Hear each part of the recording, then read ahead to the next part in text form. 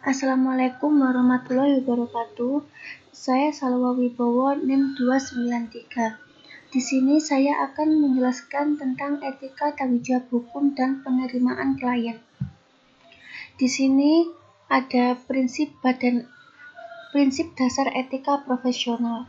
Menurut bagian 101 dari APES 110, Kode Etika untuk Akuntan Profesional yang dikeluarkan oleh Dewan Standar Profesional dan Etika Akuntansi adalah tanggung jawab setiap anggota profesi akuntansi untuk bertindak untuk kepentingan umum.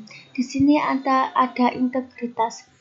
Integritas mengacu pada kewajiban bahwa semua anggota badan profesional berterus terang dan jujur. Anggota tidak boleh dikaitkan dengan informasi yang salah secara material atau menyesatkan. Selanjutnya, objektivitas. Objektivitas mengacu pada kewajiban bahwa semua anggota badan profesional tidak memberikan perasaan atau prasangka pribadi mereka mempengaruhi penilaian profesional mereka. Selanjutnya ada kompetensi profesional dan kehati-hatian. Kompetensi profesional dan kehati-hatian mengacu pada kewajiban bahwa semua anggota mempertahankan pengetahuan dan keterampilan mereka pada tingkat yang disyaratkan oleh badan profesional. Selanjutnya ada kerahasiaan. Kerahasiaan mengacu pada kewajiban yang dilarang oleh semua anggota badan profesional mengungkapkan informasi kepada orang-orang di luar tempat kerja mereka yang dipelajari sebagai hasil dari pekerjaan mereka. Selanjutnya, perilaku profesional. Perilaku profesional mengacu pada kewajiban bahwa semua anggota badan profesional mematuhi peraturan dan perundang-undangan dan memastikan bahwa mereka tidak masuk reputasi profesi. Selanjutnya ada kemandirian. Menurut APES 110 pasal 290 ada dua bentuk kemerdekaan. Satu, kemandirian pikiran. Kemandirian pikiran adalah kemampuan bertindak dengan integritas, objektivitas, dan skeptisisme profesional. Dua, kemandirian dalam berpenampilan adalah keyakinan bahwa kemandirian di pikiran telah tercapai. Di sini kemandirian penting ketika mematuhi prinsip etika untuk bertindak dengan integritas dan objektivitas. Independen adalah fundamental untuk setiap audit dan harus ditaati oleh setiap auditor perusahaan yang terdaftar. Di sini ada ancaman terhadap kemerdekaan. APES 110 memberikan contoh keadaan berikut yang menciptakan ancaman kepentingan pribadi. Ancaman kepentingan pribadi di sini ada anggota tim asuran yang memiliki kepentingan finansial langsung pada klien asuransi. Perusahaan yang memiliki ketergantungan yang tidak semestinya pada total biaya dari klien. Selanjutnya, ancaman peninjauan diri.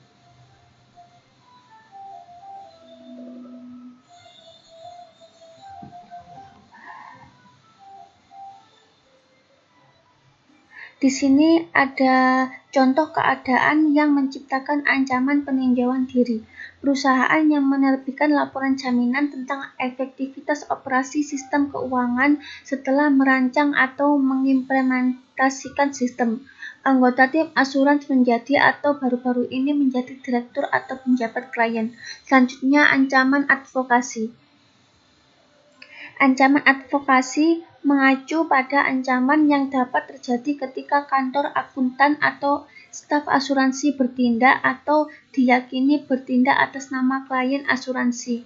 Di sini ada contoh keadaan berikut yang menciptakan ancaman advokasi, yaitu perusahaan mempromosikan saham di klien audit, anggota tim perikatan memiliki anggota keluarga dekat atau dekat yang merupakan direktur atau pejabat klien. Selanjutnya, ancaman keakraban. Di sini contoh keadaan berikut yang menciptakan ancaman keakraban. Anggota tim perikatan memiliki anggota keluarga dekat atau dekat yang merupakan direktur. Selanjutnya, anggota tim perikatan yang memiliki hubungan dekat atau anggota dekat yang merupakan karyawan klien yang berada dalam posisi untuk memberikan pengaruh signifikan atas pokok masalah. Ada ancaman intimidasi. Di sini ada contoh keadaan yang menciptakan ancaman intimidasi, yaitu perusahaan diancam dengan pemecatan dari penugasan klien. Selanjutnya, perusahaan diancam dengan litigasi oleh profesi akuntansi. Selanjutnya, perlindungan terhadap kemandirian.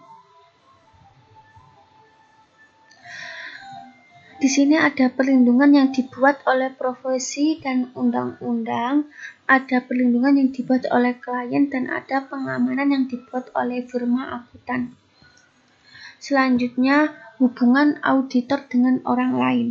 Auditor eksternal memiliki tanggung jawab untuk memberikan pendapat atas kebenaran dan kewajaran atau penyajian wajar dari laporan keuangan yang disiapkan oleh klien. Di sini ada auditor dan pemegang saham. Di sini ada auditor dan pemegang saham. Nah, dan ada juga auditor dan dewan direksi, ada auditor dan komite audit. Di sini ada beberapa karakteristik yang akan dijelaskan, yaitu ada objektivitas, yaitu mengacu pada bagian fungsi audit internal sesuai dengan struktur organisasi klien. Ada kompetensi teknis yang mengacu pada keterampilan pelatih dan kemampuan tim audit. Ada kecermatan profesional yang mengacu pada dokumentasi dan pengawasan fungsi audit internal. Ada komunikasi antara audit internal dan eksternal dicapai melalui penjadwalan rapat rutin.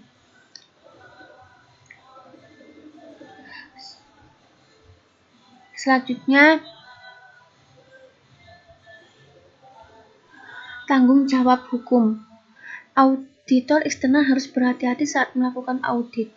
Artinya, auditor harus rajin dalam penerapan standar teknis dan profesional, serta mendokumentasikan setiap tahapan dalam proses audit. Di sini ada tanggung jawab hukum kepada klien. Pertama-tama, klien harus membuktikan bahwa auditor berhutang kewajiban perawatan kepada mereka.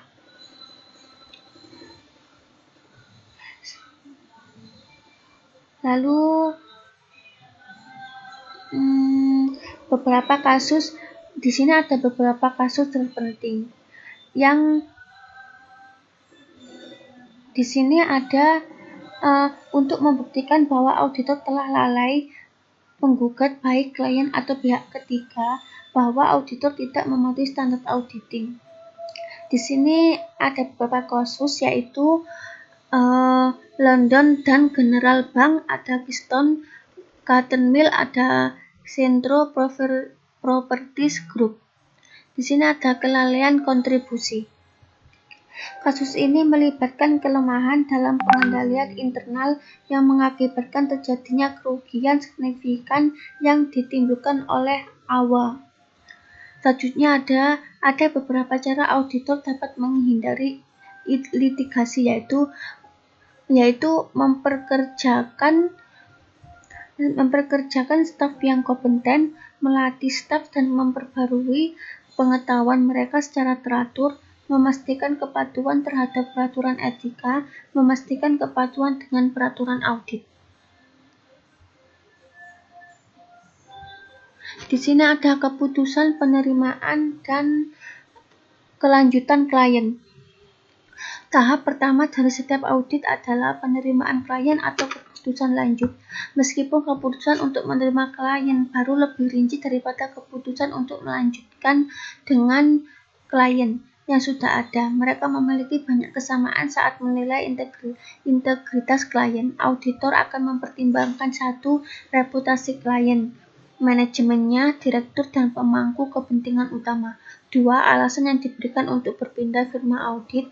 3. Sikap klien terhadap ekspor dan manajemen risiko.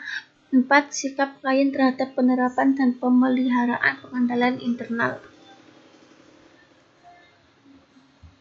Sekian penjelasan dari saya. Kurang lebihnya mohon maaf. Wassalamualaikum warahmatullahi wabarakatuh.